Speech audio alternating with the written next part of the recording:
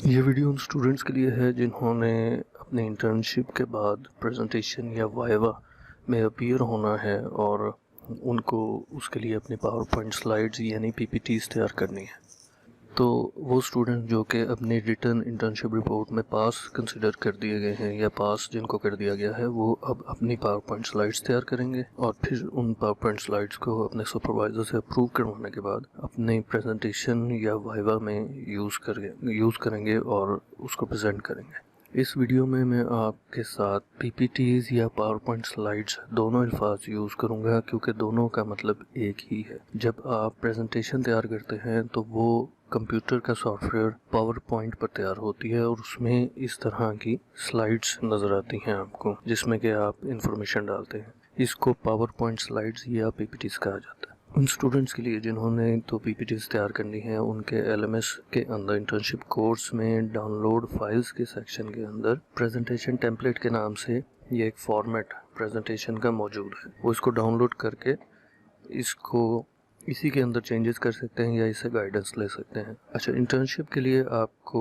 जो internship students हैं उनके लिए ज़रूरी है कि वो पावर पॉइंट स्लाइड्स तैयार करें और उसमें जो चीज़ें यूज़ होनी है या जो इन्फॉर्मेशन आपने डालनी है उसके लिए अब मैं आपको डिटेल में गाइड करूँगा ताकि आप ईज़िली उनको डेवलप कर सकें। अच्छा, सबसे पहले स्लाइड आपकी होती है जिस तरह के रिटर्न रिपोर्ट में था टाइटल पेज, इसी तरह प्रेजेंटेशन में भी आपकी पहली स्लाइड आपके टाइटल पेज की होती है जिसमें कि आपका स्टूडेंट नेम आएगा, स्टूडेंट आईडी और आपका डिग्री प्रोग्राम जो है बीएस सोशियोलॉजी या जो भी है वो इस तरह यहाँ पर मेंशन होगा।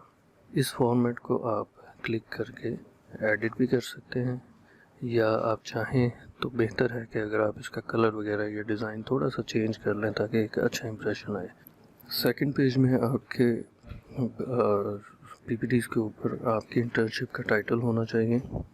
उसके बाद नेक्स्ट स्लाइड में ब्रीफ इंट्रोडक्शन ऑफ ऑर्गेनाइजेशन है जिसमें कि आप डिस्क्राइब करेंगे थोड़ा सा ओवरव्यू और आपके इंटर्नशिप के ऑब्जेक्टिव्स और आपका हर डिपार्टमेंट, जिस डिपार्टमेंट में आपने ड्यूरिंग इंटर्नशिप काम किया उसका लेंथ ऑफ स्टे यानी कि कितनी देर किस डिपार्टमेंट में काम किया उसका डेट्स आप मेंशन करेंगे। एक चीज़ याद रखिए यहाँ पर कि पीपीटीज के अंदर कभी भी डिटेल्स नहीं डालते। आपने पीपीटीज में सिर्फ पॉइंट्स लिखने होते हैं। ये एक एग्जांपल है पीपीटीज की। ये देखें, एक टाइटल है फर्स्ट स्लाइड, सेकंड स्लाइड में ऊपर उसका स्लाइड का नाम कि किस बारे में ये स्लाइड है या किस बारे में ये पेज है और नीचे उसके पॉइंट्स हैं। सिंपल पॉइंट्स थोड़ी थोड़ी डिटेल्स के साथ बड़ी फॉन्ट में। इसमें कभी भी आप पूरे पैराग्राफ्स या डिटेल्स नहीं डालते, पॉइंट्स डालते हैं। उसको प्रेजेंट करते वक्त आपने डिटेल में प्रेजेंट करना होता है, मगर पावर पॉइंट स्लाइड्स के अंदर आपने डिटेल नहीं डालनी होती।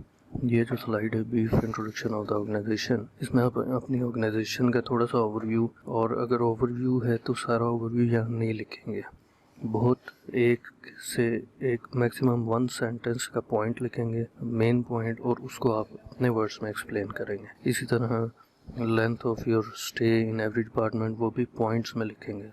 पीपीटीज में हर चीज़ आपने पॉइंट्स में लिखनी होती है, जिस तरह से ये पॉइंट्स में लिखा गया है। आपने पैराग्राफ फॉर्म में नहीं लिखना और टू द पॉइंट ब्रीफ छोटा करके लिखना होता है।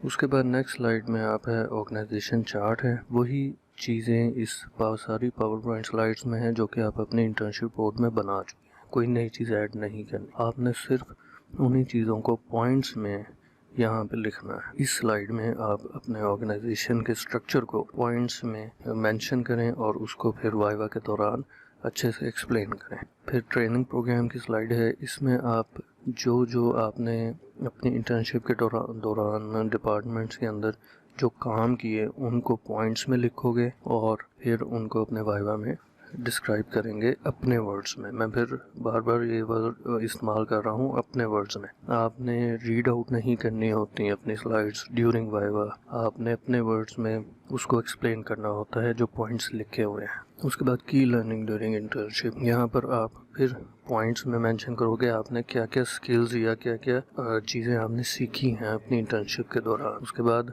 एप्लीकेशन ऑफ सोशोलॉजिकल कॉन्सेप्ट्स, यहाँ पे आप उन सोशोलॉजिकल कॉन्सेप्ट्स को लिस्ट डाउन करोगे या पॉइंट्स में लिखोगे जिन सोशोलॉजिकल कॉन्सेप्ट्स को आपने अपनी इंटर्नशिप रिपोर्ट में मेंशन किया है कि वो आपके लर्निंग से रिलेट करते हैं। उसके बाद क्रिटिकल एनालिसिस, इसमें वही जो आपने अपनी इंटर्नशिप रिपोर्ट में एनालिसिस किया था उसके पॉइंट्स यहाँ पर लिखोगे, इंपॉर्टेंट पॉइंट्स, और अपने वर्ड्स में ड्यूरिंग वाइवा एक्सप्लेन करेंगे। और कंक्लूजन भी आप अपनी रिपोर्ट से जो इंपॉर्टेंट पॉइंट्स कंक्लूजन के हैं उनको यहाँ पे नोट डाउन करोगे। और इसी तरह रिकमेंडेशन भी अपनी इंटर्नशिप रिपोर्ट में जो आपने दी हैं उनको यहाँ पे नोट डाउन करोगे या मेंशन करोगे इन पॉइंट्स।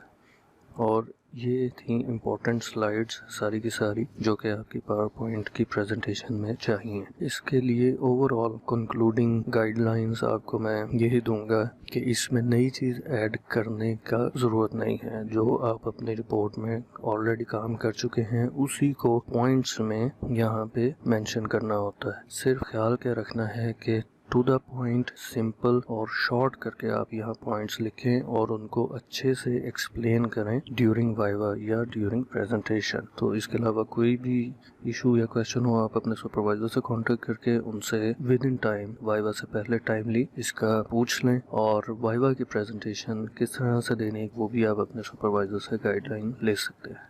Thank you.